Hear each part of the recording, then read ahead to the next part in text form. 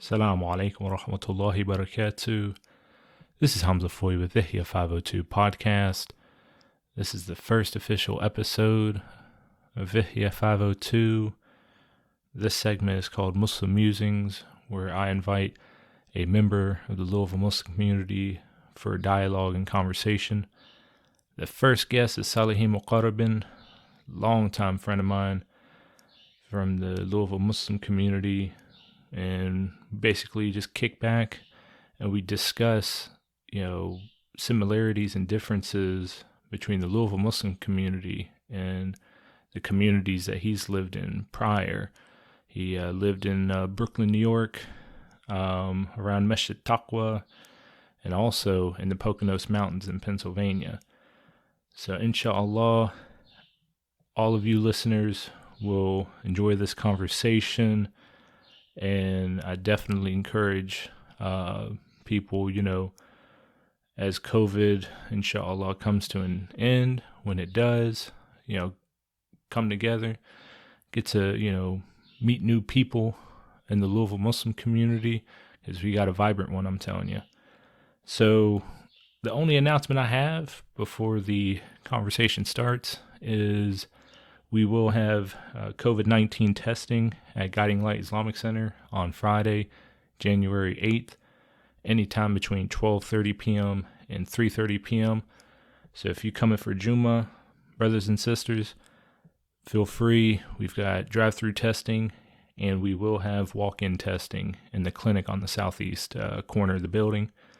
So I definitely, encourage everybody to get tested. And of course, if you come into the masjid, remember your mask, remember your sajada, your prayer rug, and inshallah, let's try to stay healthy. Assalamu alaikum wa rahmatullahi wa barakatuh. This is Hamza Foy with Ihya 502 podcast, and I'm here with Salihin Muqarrabin Muhammad Abdul Kareem. So for today's podcast, I figured I'd bring on a lifelong friend of mine. Salihin and I, we've been, brothers together since I converted to Islam. Yeah. And Like 7 years ago? I've been Muslim for, I think it's been like 11, 12 years. Oh, wow, yeah. Yeah, but since I was like a young adult, yeah. So I figured I wanted to bring you on because you've lived in different places in the United States as a Muslim. Yes. And I wanted to kind of, talk about, the lay of the land here in Louisville compared to Brooklyn and Pennsylvania. Yes, yeah. So if you can just kind of, briefly describe, like, okay, where have you lived in the United States? Okay, well, I grew up in New York, Brooklyn, Masjid Taqwa, and it was a really tight, close community. Everybody knew everybody. Everybody knew everybody's family. Everybody. It was just a big, tight community, and I loved it. I loved it because it was so much dawah. It was so much. As I say, so much lessons you can learn from it. Everything halal. 1 out of 2 people you meet in the street is Muslims. You can go in the subway train and give salams. You don't get a salams back. You would give a salams back, no matter if you're on the train or the bus, anything. You give salams, somebody will give you the greetings back. And I miss that, and I love that about the strong community in New York and Brooklyn. There was some situations where in Brooklyn where Muslims was, being, kind of, I say they have to fight for their rights. Because, a lot of the cops, a lot of the people didn't know what the movement, what was going on there. So I remember a lot of the brothers, they call rollout brothers, they will stand up for Islam and stand up for the masjid, stand up for the sisters too. Nice. There was a situation I remember very vivid where a Ricky cop said that we could not call the adhan in front of the masjid, that it was disturbing the peace. And I remember this from like the back of my hand. And there was a brother out there, and this brother is known for putting people in his check. Yeah. And the brother said, "What? We can't call for prayer?" And he was trying to explain to the wicked cop. He said, "Hey, this is our way of life. We have to call to prayer. Masjid Taqwa. This is this is the way of life." And the cop said, "I don't care what is the way of life. You can't do it." So the brother, I'm sorry to say it, but the brother put his finger in the cop's face. And that was totally disrespectful. The cop stepped back, got on his walkie-talkie. About 100 cops came in 10 minutes. And it was so strong, and it was so, as I say, one of those victory moments. Like, oh, you don't do that? So that's what the brother, and the brother did that. And the brother said, "Oh, you don't do that?" And the cop said, "Yeah, I'm going to do that." He opened up the door to the masjid. It said, "Assalamu alaikum, brothers, we have a problem." 100 Muslims, 100 brothers came out the masjid, toe to toe with the cops. And it was like I said, it was one of those times where you are grateful to be a Muslim. You are proud to be a Muslim because you standing up for what you believe in. And make a long story short, the chief commander came and chewed out the rookie cop and said that they are allowed to call for prayer, and this is their masjid, and you are wrong for what you're doing. And nobody got hurt on that day. Muslims and police came to agreement, and they walked away. Man, that's what's up. Went back to Juma. Cops went back to patrolling. Wow, subhanAllah. So, was this, if I'm not mistaken, was this during the time of Siraj Wahaj being the imam? Yes. Yes, this was. See, I've only met Siraj Wahaj once. He came to Louisville, I think, for like a fundraising function. But man, like his oratory skills were like excellent. Yes, it is. Like it is. The way he just explains the deen, the step passion. by step. Yes, And it like, is. Man. It is. He has a gift. And the gift is dawah, and the gift is to charity too. A lot of people don't know that about Imam Siraj, but he has a gift, and he has a gift where he can look through you too. And every time I see him, I just put my head down. I'm like, last time I ever seen him, I'm gonna say, and I had a conversation with him. I'm gonna say I was like, 19 or like 18. And he was getting his haircut in the barbershop. And I came in, and he seen me, he gave me a hug, and he said, you getting married, right? And I just put my head down. He said, you getting married, right? I'm like, I'm 18. In my head, I'm like 18.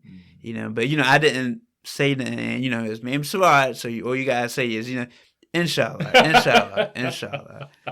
And he was getting his head done, and I was like, oh, inshallah, And he said, my brother Salihin, Yeah, but it was a beautiful, I'm going to be honest with you. Living in New York, it was a beautiful time. Islam was beautiful. I can't describe how many good memories I had about just, having that atmosphere. That atmosphere. Where you can hear the adhan, where you can see Muslims, where you can see all different types of Muslims, And see, I was bringing up like kind of this comparing, contrasting, like where you've lived, because I hear a lot about, say, like Brooklyn, especially Masjid Taqwa. Yes. And then like I'm comparing, contrasting, like, okay, like the lay of the land here in Louisville, and I feel like here in Louisville, we have quite a few Muslims, but Louisville, it's weird. We have like that big city sprawl, like we're sprawled out. Yeah, it does have that small town feel. I guess maybe that's just, being in Kentucky, just that small town feel. But we don't have neighborhoods where there's a concentration of like Muslim residents. No, we don't. The closest maybe we could say is like Iroquois Beachmont with like the Somali community, and then to Somali an Mall. extent, yeah. The Somali Mall. Yeah, we got Somali Mall on 8th and York, but Yes. are there a lot of Somalis that live near the mall? No. No. I think right. they live like concentrated, like in a close area. I think it's like Iroquois Beachmont, like South 3rd. Yeah, you're right. The second, which I would say is like this area, like the Butchell neighborhood. Butchell, yeah. Because we've got 6 Mile. We've got the Masjid Taqwa, the Bosnian. We got the Senegambian Masjid. Senegalese. And then we've got the 2 Turkish masjids. Now, in terms of people living in a close like vicinity where it feels like a Muslim neighborhood, I don't think we've achieved that yet. Like the condos next door to Guiding Light, there's quite a few Muslims that live there. They are. We do have a few Muslim businesses like in this area as well. You got like Dino's Bakery, Al Watan. You got like Lampfall, the Senegalese market. And then like, you were bringing up like barbershops. I think like the only barbershop that has Muslim barbers, like, I guess would be Changing Images. The one on Hikes, because it's Bilal Abdurrahim and Rami Qadir. Yeah. Besides that, though, we are a lot more spread out. Than I would say probably Brooklyn. Yes, yeah. I agree with that. Being out here and being out here and seeing that, it is a little bit spread out. Yeah. Because like I said, in Brooklyn, in New York, where I'm from, that whole strip is halal. That whole strip is. You had like Muslims living close together. Close. I mean, to the point where they're your neighbors. Yeah, you just knocking. You're right. Yeah, you get one date. You get a milk. You get Zamzam water right there. You get a prayer book. You get anything right there. You're just not gonna do it. Mashallah. And they will open up the door and they will every need. Yeah. I can't tell you how many times that me and my father was offered food. We would sit down with Pakistani, Indians. We would break bread. We would get the biryani. We would, get the yogurt. And we would act like we were one big family. It was nothing. It was no like where you from or what you do, what's your occupation and this and that. It was nothing like that. So when I sit back and I think about the time that I had in New York, I think about those good times. And I think about those brothers and sisters that was around that was so welcoming, that they didn't care about anything, And it was a totally different atmosphere. Like I said, when you're a Muslim in New York, it's a badge of honor. Man. It's a badge of honor. You can walk in and you can be free, It's like, I'm Muslim. I'm going to pray right here on the sidewalk. Nobody won't say nothing to you. Talking about praying on the sidewalks, I remember when I was a young Muslim, so like I converted around like age like 13, 14. I used to pray at Hassan Khazaz's masjid on 4th Street. Like it would get so packed, we'd be praying outside because it's like, especially like Juma, Yeah. Or Juma or Tarawih. Oh, Imam Hassan. Yeah. We'd be like outside, like backyard, front yard. This is like old Louisville right next to you. Yeah, I'm sure that was a sight to see. It was. But yeah, no, man, like I definitely see that. Like we still, because the other thing is like I've been to Chicago, for example. Devon Street. And I think, that's the thing. Is like I think they have such a large population that now you got like little like boroughs, quarters, like neighborhoods. You're right. Burbank, Devon Avenue. I don't think Louisville we've reached that population size. Maybe. Yeah. Just like in New York, you got different masjids too. Not only Masjid Taqwa is 96th Street. Yeah. The big masjid in Manhattan where they had the young brother named Amadou Diallo funeral at. That got shot 41 times by police. He just got here from and he was trying to do good for himself, and they just killed the brother. A hell of 41 bullets. He was Muslim. My uncle and some of the brothers gave him a janazah. It ripped the Muslim community to the core. That spread like wildfire, and I remember that, and it was like whoa, But they did a janazah. We buried the brother, and that was it. But 96th Street Masjid is totally different too. It's bigger than Masjid Taqwa. It's more fancier. You got oh man, the whole layout. It's like going to Taj Mahal. It's a beautiful masjid, 96th Street. That's one of my favorite masjids visit when I go to New York. And if I ever go back, I'm going to go to 96th Street in Manhattan. MashaAllah. Yeah, just to kind of like, you know, maybe like a side note, because you brought up like, you know, Amadou Diallo and praying his janazah.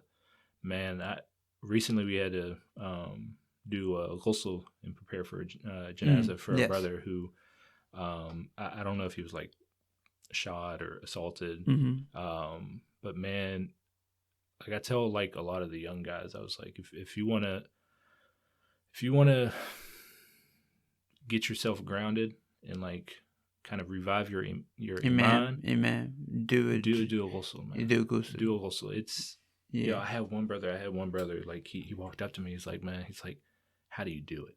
Because I think he was related, I think, to the brother that had died. So he was very like, you can tell he was just torn up about it. And I was like, man, look, doing the ghusl, that is the last act, and you put the utmost respect. You're right. You're so careful. You're so diligent. Everything. You know. You don't even talk about what you see. Exactly. No, exactly. Yeah. You're not supposed to. Yeah, exactly. And I feel like a lot of the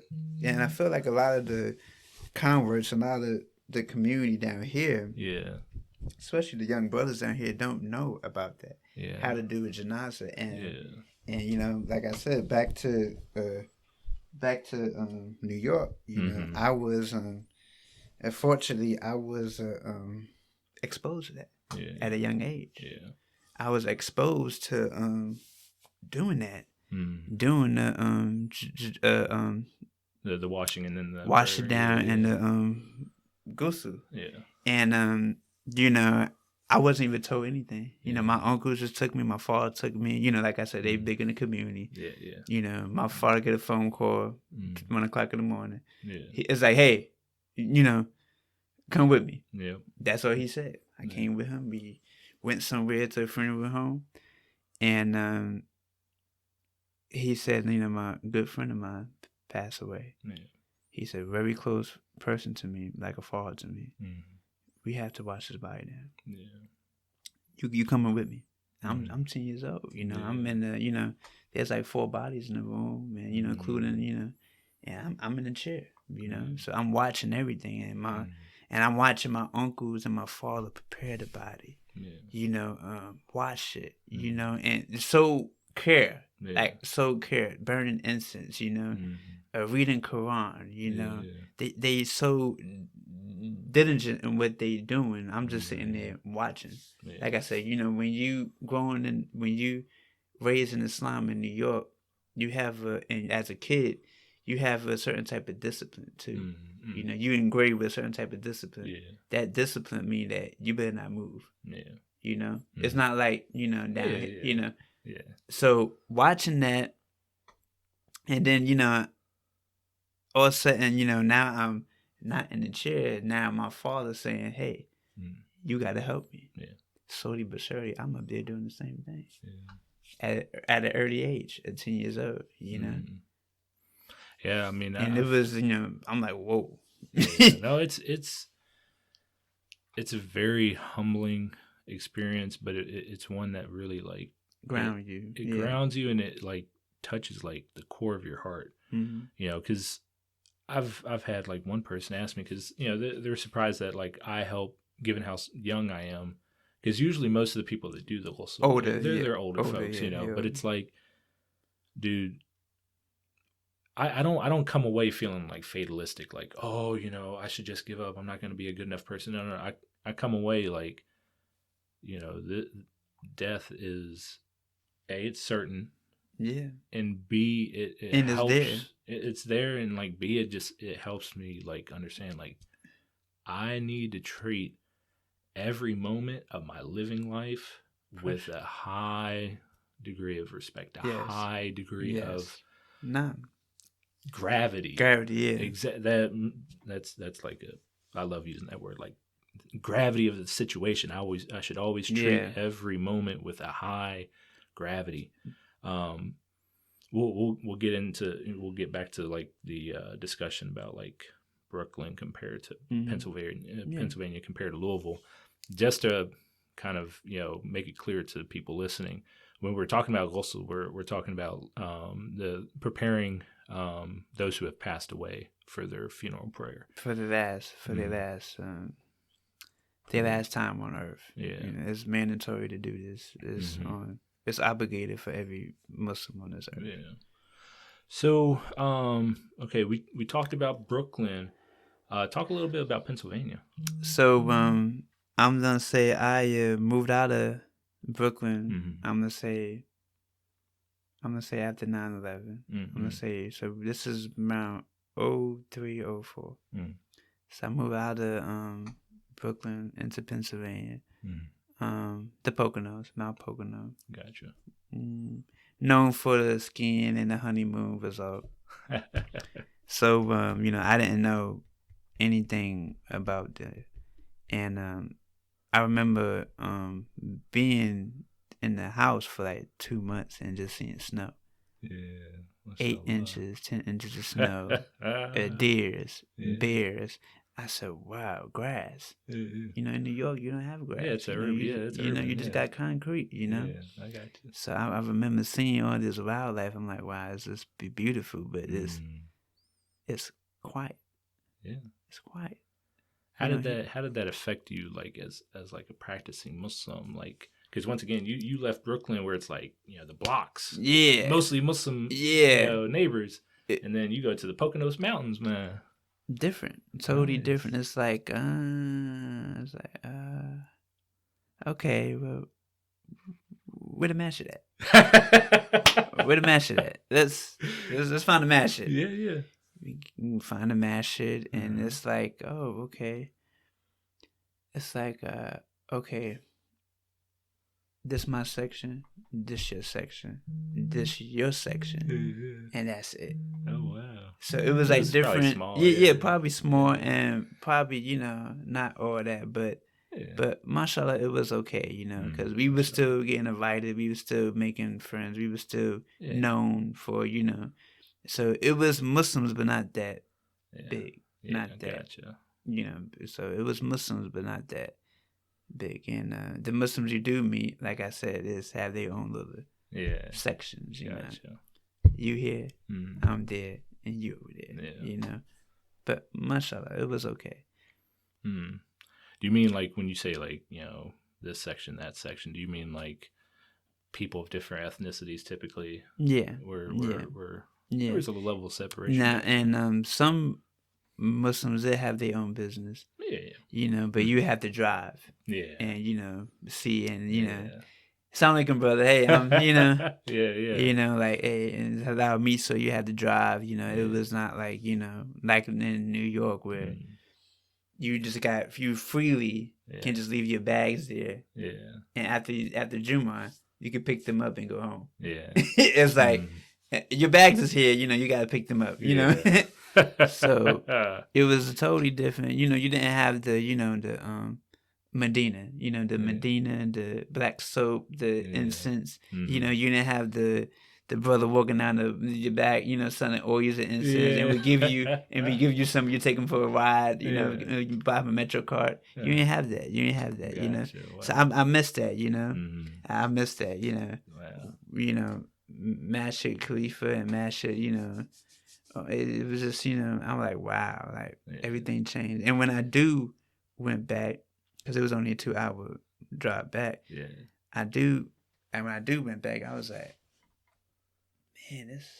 I look around, I'm like, man, it changed. It changed. Wow. Like, it made you feel kind of like, well, I'm back here on Fulton Street. This is Masjid Taqwa. I'm back here. It changed, Nice. But mashallah, Mashallah. Poconos was okay. Was okay.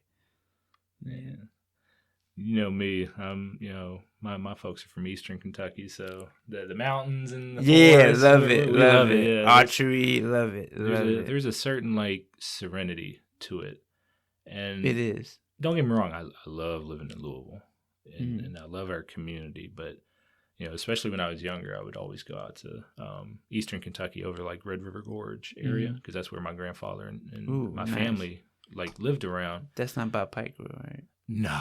Pikeville was like southwest. Yeah, south. Yeah.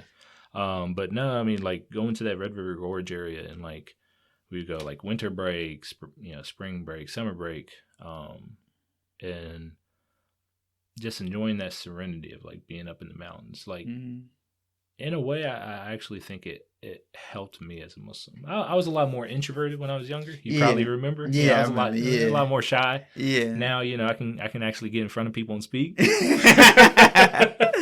But voice your opinion.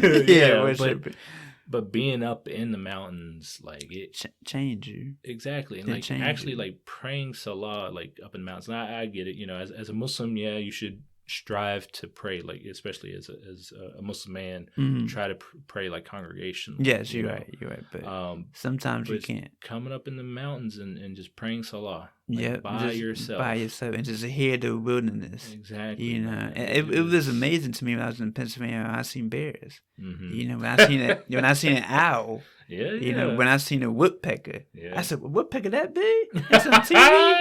That shocked me. I heard something knocking, Yeah. And I thought the dude was, at my door. Chopping down wood or something. Come to find out it was a woodpecker. I'm like, are you serious? Yeah, man. They that loud? Yeah. I was like, wow. But, I said, dude. But all that being said, being out in the wilderness, yes, I think it helped me as a Muslim, but obviously, human beings, we're social creatures. So we are. It's always we need important that to be in the communication. in the congregation among the body of Muslims. You're right. The difference between New York and the Poconos, that one thing that they do when they congregate and when they pray is that they don't pray feet to feet, shoulder to shoulder.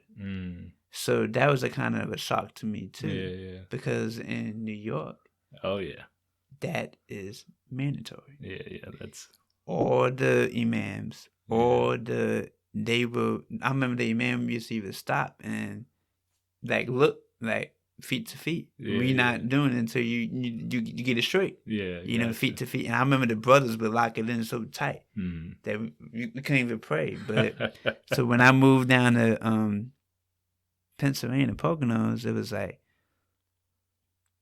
no, I don't want nobody's feet next to my feet. I got you. Okay. So there was a type of has a cultural differences. Actually, that's the word to say it. Cultural differences. Like, oh wow, oh okay, man. No, it's. I've been in both cases.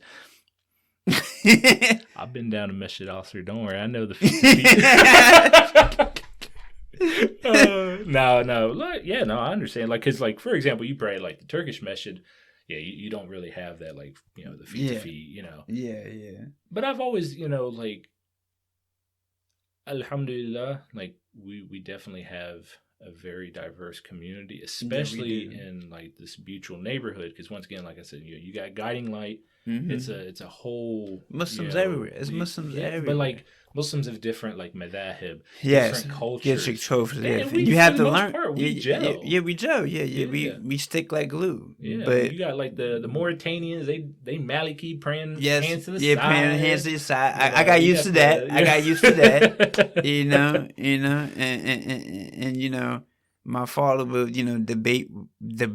Yeah. And once again, my father, he been a Muslim since he was 18. He's 61 years old. So he's like, kind of like that straight old school Islam, Astaghfirullah, haram. We're not doing that.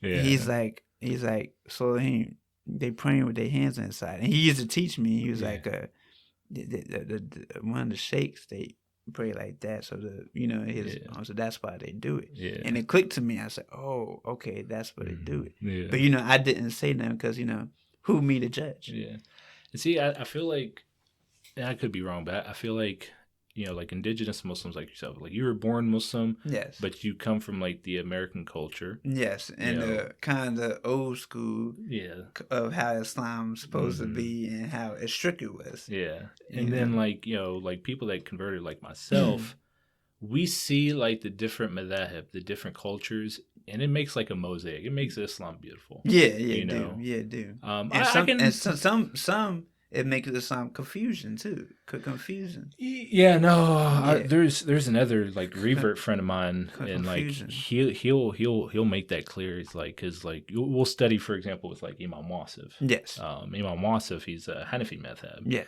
And like he'll then see like somebody like that's Shafi'i, and he's like, okay, which is right? And like I try to explain it to people. I was like, in a way, this is the built-in flexibility within Islam, because once again, if you're praying like a Maliki, hand to the side, or praying Shafi'i, hands near the heart, neither of those are wrong. You're still on the same aqidah. You're still on the same haqq. You are. So in a way, it gives that flexibility. You're right. And I definitely like I try to explain that to like reverts. It's like don't stress. You could pick one madhab, and usually, I mean, most of us fall into like one madhab. You're right. Like, for example, me hanging around with, the Mauritanians and the Senegalese, it's Maliki. Yeah, Maliki. So most of what I know is Maliki. Maliki, yeah, that's it. But like I tell them, I'm like, don't stress, don't pull your hair out. No, it just because gives at the end Islam of the day, that flexibility. You're right. Because at the end of the day, we supposed to follow Quran and Sunnah. We're supposed to follow Quran and Sunnah, and we're all on the same aqidah, the same faith, the same creed. You're right. Whether you're following Malik ibn Anas or Imam Shafi'i. And that's how I was taught. That's how I was taught. I was taught that, hey, no matter where you go in this world, on this planet, and no matter what Muslims you meet, we follow Quran and Sunnah. That's it.